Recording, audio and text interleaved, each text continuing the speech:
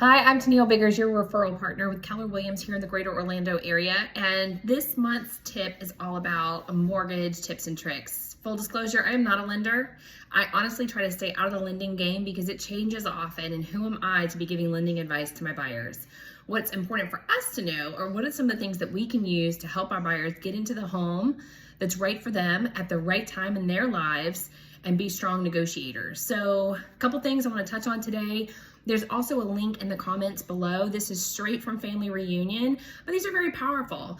First up too, one more disclosure is that, one of these solutions is not a one size fits all for everybody. So the first one is called 2-1 buy down. You've probably heard a lot about it. And if not, in summary, the first year, so they go into contract with a lower interest rate the first year. The second year, the interest rate goes up a little bit. And then the third year, it's back at market, whatever today's market is that they lock in. So there is a savings there the first year and the second year, and there's a cost to do that. So one negotiation point could be go to the seller and say, here are the costs to get this 2-1 buy down. And in getting this 2-1 buy down, the buyer's ready to go. This is the perfect mortgage payment for them. This is the perfect house. Here's a strong offer. Mr. Seller, we're asking that you contribute towards this 2-1 buy down. This may or may not work in your market, right? You may still be fast and furious, multi-offers. We're still seeing that here in Orlando. So in some cases, it's not the right fit. But some buyers may say, hey, I'm willing to pay it up front to get the lower payment for the first year or two. I'll cover the cost myself. Now, I said a minute ago, it's not a one size fits all.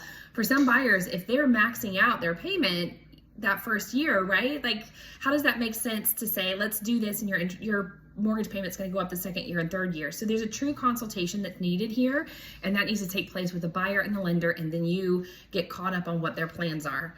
I feel like my glasses are crooked. I think we sat on them this weekend. So that's a 2-1 buy down. And then this ties into the second thing, which is gift funds or maximum seller credit. So every loan behaves a little bit differently, and this is where you also want to have this conversation upfront with the lender before you get started and say, what are the max contributions we can receive on this particular loan type?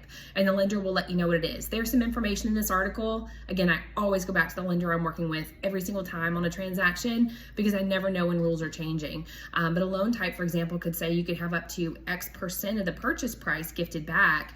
That could be a credit coming from the seller if your market is allowing it. It could also be a gift coming from family members. These are things that can help your buyer get into the home. So it's all about being creative right now. It's about saying, what is this the right time for your buyer to buy? Perfect. How do we get them into the right house? So hope these things help. Click on the link below to get more tips and tricks, like I said, straight from Family Reunion.